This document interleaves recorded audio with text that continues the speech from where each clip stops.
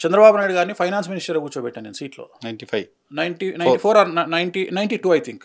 ఎందుకంటే ఆయన 94 సీఎం కదా. కాదు 94 ఆయన 94 కాంగ్రెస్ గవర్నమెంట్ ఉంది. 95 మన సో ఆయన సీఎం రామారావు గారు గెలిచిన తర్వాత ఈయన finance minister. So finance minister కూర్చోబెట్టిన 2 సార్లు సీఎంగా కూర్చోబెట్టిన.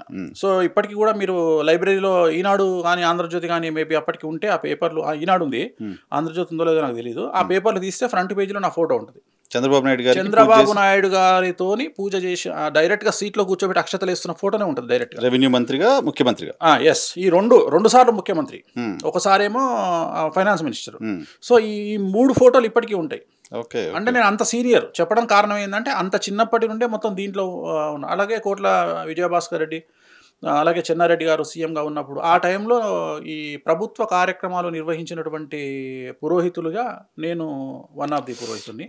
సో అలా కంటిన్యూ అవుతూ టోటల్గా ఇంకా సినిమా ఇండస్ట్రీకి వచ్చి 2004 నుండి టోటల్గా జ్యోతిష్యం వైపు టర్న్ అయినా. అప్పటి వరకు టైంపాస్ చేస్తూ ఆడుతూ పాడుతూ లైఫ్ని లీడ్ చేసి, అంటే జాలీగా సినిమాలు చూస్తూ ఏదో టైంపాస్ చేస్తూ ముహూర్తాలు చేసుకుంటూ ఒక్కసారి 2004లో రాజశేఖర రెడ్డి గారు సీఎం అయిన తర్వాత టోటల్గా ఆస్ట్రాలజీ వరకు టైం అయిపోయాడు. టోటల్గా ఎందుకు అనిపించింది? జాతకపరంగా ఎందుకు అనిపించడం కాదు, నాకు శుక్రమార్ద స్టార్ట్ అయింది. ఎగ్జాక్ట్గా 2004లో నాకు శుక్రమార్ద స్టార్ట్ అయింది.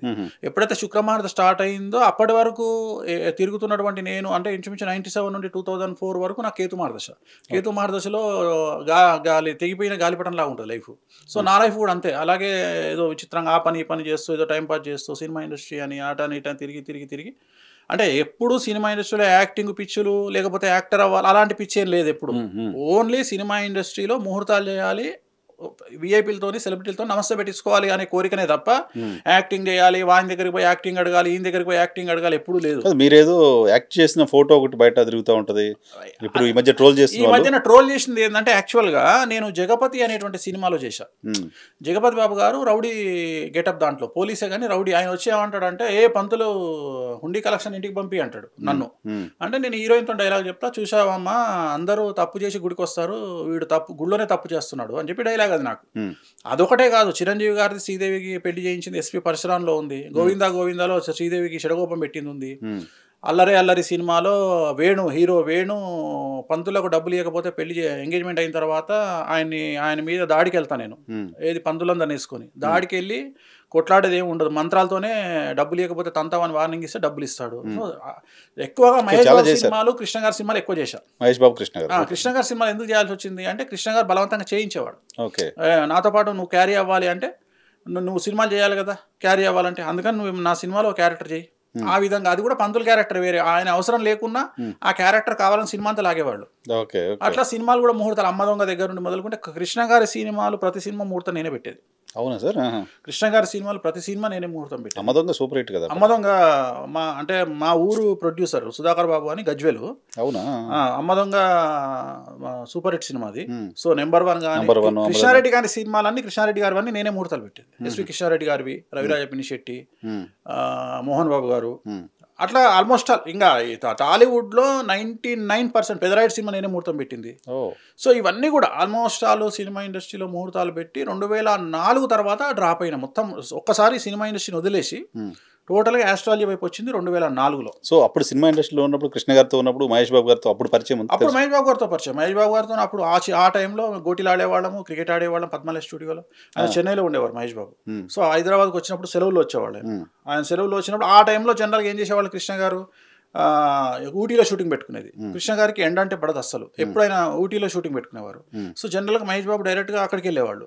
సో ఆ సందర్భంలో ఏంటంటే ఎప్పుడైనా హైదరాబాద్కి వచ్చినప్పుడు మాత్రము ఆ స్టూడియోలో, ఎందుకంటే ఇంత హడావిడి ఇంత జనాలు, అసలు అపోలో హాస్పిటల్ నుండి ఫిలిం నగర్కి వెళ్తే మనకు ఒక మనిషి మ్యాక్సిమం ఒక మనిషి కనిపించవచ్చు ఆ టైంలో. నేను మాట్లాడేది 90 నుండి 98, 2004 వరకు కూడా పెద్దగా ఏం లేదు. సో ఆ టైంలో మాకేముంది, ఆ టైంలో ఇన్ని బండ్లు కూడా లేవు. అప్పుడైంది టీవీఎస్ చాంప్, మా వెహికల్ టీవీఎస్ చాంప్ వేసుకొని ఆ టీవీఎస్ చాంప్ మీద తిరగడం. సో అదో ఒక డిఫరెంట్ లైఫ్, ఇంత సోషల్ మీడియా లేదు. సో జనాలందరూ కూడా అప్పుడు భారతదేశంలో ఫస్ట్ సెల్ ఫోన్ పెట్టిన పంతులు నేనే. సో ఇది 1996 జూన్ 6వ తేదీ వార్తా పేపర్లో మీకు సెల్ పంతులు బిజీ అని ఒక ఆర్టికల్ వచ్చింది నా మీద. సో అప్పుడు ఇన్కమింగ్ ₹8.40 ఇన్కమింగ్ ఆ రోజు పెట్టాను నేను ఫోను. నా గురించి ఆర్టికల్ వచ్చింది, డేట్ కూడా చెప్తున్నా, జూన్ 6, 1996 నాడు నా గురించి ఆర్టికల్ వచ్చింది ఒకటి. ప్రవీణ్ అని అప్పుడు వార్త ఇప్పుడు కూడా కంటిన్యూ అవుతా ఉన్నాడు తను, సినిమా జర్నలిస్ట్. సో ఈ అంటే పాత తరం జర్నలిస్ట్ 2005కు పూర్వం ఉన్న జర్నలిస్టులు అందరూ కూడా ఆల్మోస్ట్ అన్ని హెడ్ ఛానల్స్కి సంబంధించిన వాళ్ళందరూ నాకు పరిచయమే. రెండోది సినిమా జర్నలిస్ట్ సపరేట్, ఈ రెగ్యులర్ జర్నలిస్టులకు సినిమా జర్నలిస్టులకు సపరేట్. సో సినిమా జర్నలిస్టులతోనే నాకు నా సావాసం ఎక్కువ. ఎందుకంటే ముహూర్తం కాగానే వెళ్ళి వాళ్ళతో కూర్చొని మాట్లాడుకోవడము, వేరే టైం ఉండేది, వేరే వ్యాపకాలు ఏమి ఉండేవి కాదు. ఈవెంట్ అంటే ముహూర్తానికి అందరూ వస్తారు, జర్నలిస్టులు అందరూ వస్తారు, ఆల్ జర్నలిస్టులు వస్తారు. అప్పుడు ఇప్పుడులాగా సోషల్ మీడియా లేదు, అప్పుడు ఓన్లీ మెయిన్ స్ట్రీమ్ ఛానల్స్, సపరేట్గా సినిమా జర్నలిస్టులు ఉండేవాళ్ళు. అప్పుడు సినిమా కెమెరామెన్ వేరు, సినిమా జర్నలిస్టులు వేరు. సో అలా జరిగేది. అండ్ అన్నిటికంటే ముఖ్యము శ్రీరామలయ్య ముహూర్తం కూడా మేమే పెట్టాము. బ్లాస్టింగ్ అప్పుడు నేను అక్కడే ఉన్నా. అవునా?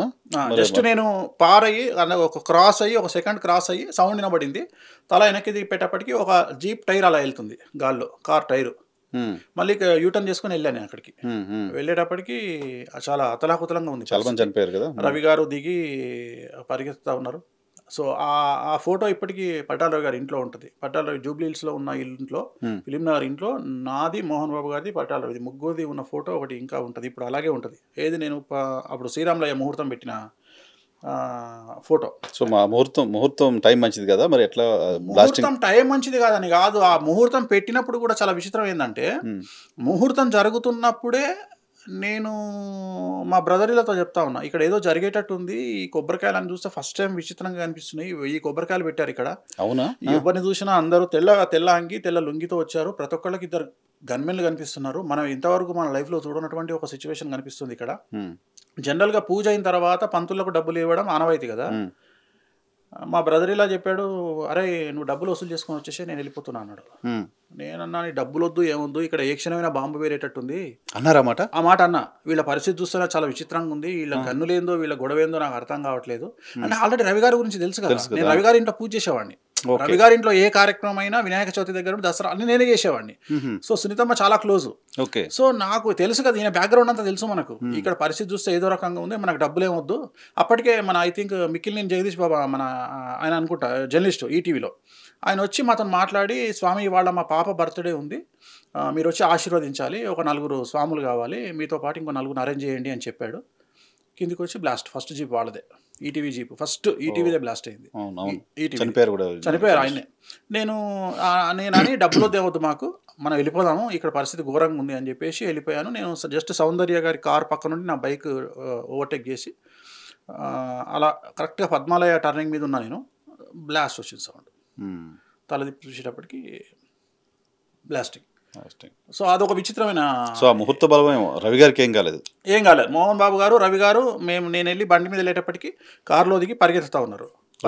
అపోలో హాస్పిటల్ వరకు పరిగెత్తుకుంటే వచ్చారు. అవునా? అపోలో పద్మాలయ నుంచి అపోలో హాస్పిటల్, పద్మాలయ రామానాయుడు, రామానాయుడు పద్మాలయ మధ్యలో కార్నర్గా ముక్కోనపు యాంగిల్ ఉంటుంది. ఆ యాంగిల్లో కృష్ణ గారి ఇంటి పక్కన జరిగింది ఇన్సిడెంట్ ఇది. కరెక్ట్గా కృష్ణ గారి ఇంటికి ఆనుకొని జరిగింది ఇది. దామోదర్ రెడ్డి అని డీజీపీ ఉంటారు అక్కడ, ఆయన ఇంటి ముందు జరిగింది ఇది. ఆ కారును నేను ప్రతిరోజు చూసేవాడిని, అక్కడే పార్క్ చేసిన ఫియట్ కార్ను నేను ప్రతిరోజు చూసేవాడిని. రామానాయుడికి వెళ్ళేటప్పుడు, ముహూర్తాలకు వెళ్ళేటప్పుడు, ఎందుకంటే నెల నుండి ఉంది ఆ కార్ అది. సో ఆ కారు ఎవరిదో కారు ఇక్కడ పెట్టారు, పాడుబడ్డ కారు అనుకుంటాం, కానీ అది ఒక విచిత్రమైనటువంటి ఎక్స్పీరియన్స్. సో ఇవన్నీ అంటే ఎందుకు చెప్తున్నాను, హైదరాబాద్ జరిగిన మేజర్ ఇన్సిడెంట్స్ అన్నిట్లో మీరు ఎక్కడో ఉన్నారు, ఆ సర్కిల్లో తిరుగుతున్నారు అన్ని చోట్ల. ఉన్నా. ఇప్పుడు 91లో గొడవలు జరిగినాయి మత కల్లాలో, చెన్నారెడ్డి గారి పీరియడ్. అవును, ఆ పీరియడ్ నా కళ్ళతో చూసాను నేను పరిస్థితి, ఆ కళ్ళతో నేను చూసాను. స్టాపింగ్స్ చాలా భయంకరంగా జరిగింది. మా ఓన్ బ్రదర్ ఇల్లా అపోలో హాస్పిటల్లో పనిచేసేవాడు, ఇంకో బ్రదర్ ఇల్లా శేషగిరి అని, ఆయన అపోలో హాస్పిటల్లో అప్పుడు అడ్మిన్ డిపార్ట్మెంట్లో పనిచేసేవారు. ఆయన ఉండేది మన ఓల్డ్ సిటీలో.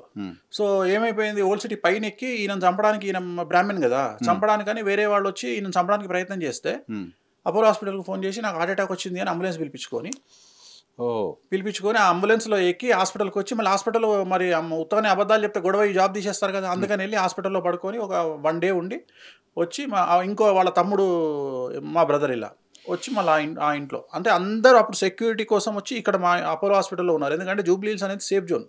ఓకే అంటే రిచెస్ట్ ఏరియా కాబట్టి ఇక్కడ సేఫ్ విఐపీస్ ఉంటారు కాబట్టి సెక్యూరిటీ ఎక్కువ ఉంటుంది. విఐపి ఉంటారు. ఆ టైంలో ఆ పర్టికులర్ 10-15 డేస్లో ముహూర్తాలు పెట్టుకున్న వాళ్ళు, పెళ్ళిళ్ళు ముహూర్తాలు పెట్టుకున్న వాళ్ళందరూ ఫంక్షన్ హాల్స్ వదిలేసి అపోలో హాస్పిటల్లో డైలీ 2 మ్యారేజెస్ జరిగినాయి. హాస్పిటల్లో marriage? హాస్పిటల్ లోపల, హాస్పిటల్ లాన్లో నేను మాట్లాడేది. హాస్పిటల్ లాన్లో, ఎందుకంటే సేఫెస్ట్ ఏరియా. హాస్పిటల్ లాన్లో పొద్దునోటి రాత్రోటి, పొద్దునోటి రాత్రోటి, అలా రెండు పెళ్ళిళ్ళు జరిగినాయి డైలీ కంటిన్యూ ఒక 10 రోజులు.